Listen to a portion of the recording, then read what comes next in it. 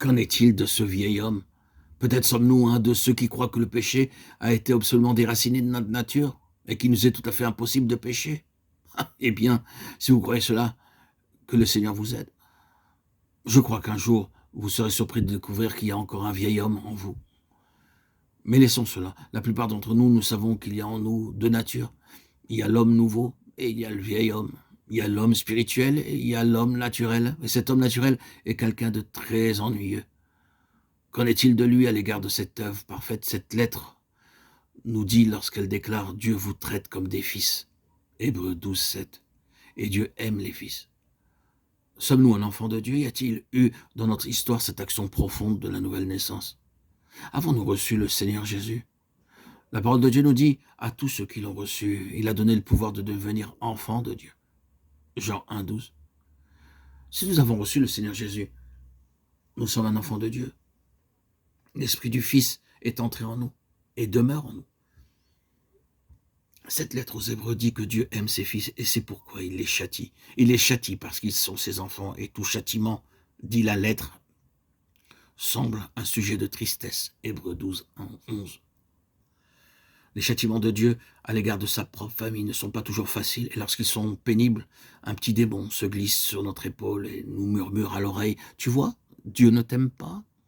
Il n'agirait pas comme cela à ton égard s'il t'aimait. » Le diable cherche toujours à présenter les actes d'amour de Dieu en œuvres mauvaises. Oui, Dieu agit à notre égard comme avec des fils. C'est la discipline, elle agit contre la chair. La lettre dit, ce n'est pas agréable pour le moment. Elle pourrait dire en vérité, c'est très dur. Quel est le père, dit cette lettre, qui ne châtie pas son fils?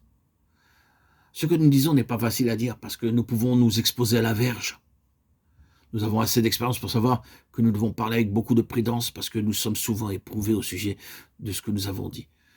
Mais nous avons ici cette vérité que seul un père sans amour ne châtie jamais son enfant. Avez-vous rencontré des enfants qui n'avaient jamais été châtiés ou punis? Ces enfants traverseront un temps difficile dans ce monde. Ils ne seront pas aimés. Et ils le découvriront. Leurs parents les ont gâtés. Cette lettre dit que Dieu exprime son amour pour ses enfants en se servant de la verge.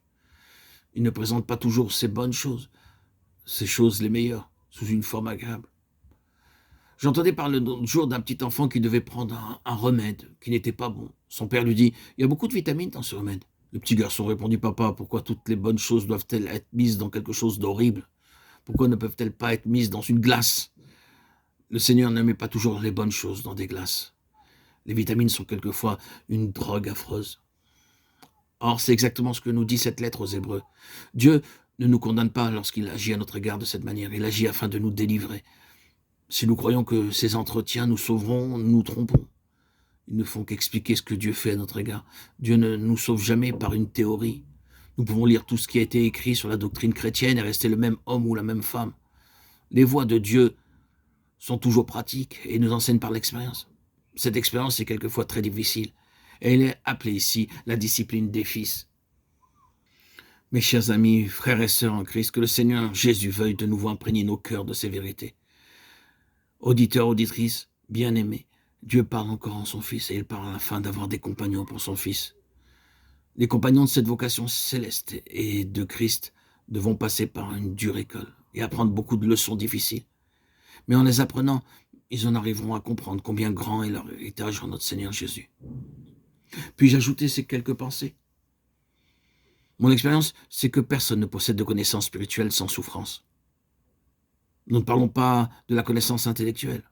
Nous parlons de la réelle connaissance du Seigneur de notre vie intérieure. Je ne connais personne qui soit arrivé à cette connaissance sans la souffrance. Peut-être est-ce quelque chose de déprimant à dire, mais il en est ainsi. C'est une loi dans la parole de Dieu. Nous portons ce trésor dans des vases de terre. Et combien pauvre est ce vase? 2 Corinthiens 4, 7. Nous l'apprenons dans l'épreuve et l'affliction, mais nous apprenons combien merveilleux le Seigneur. La lettre aux Hébreux dit ensuite un fruit de justice et de paix. 12, 11. Il parle ici après le châtiment. Quelle phrase merveilleuse. Un fruit de justice et de paix. Ces fruits sont produits par le châtiment et par le chemin de la souffrance. Frères et sœurs en Christ, bien-aimés, chers amis, demandons donc la grâce qu'avait l'apôtre de nous réjouir dans la souffrance.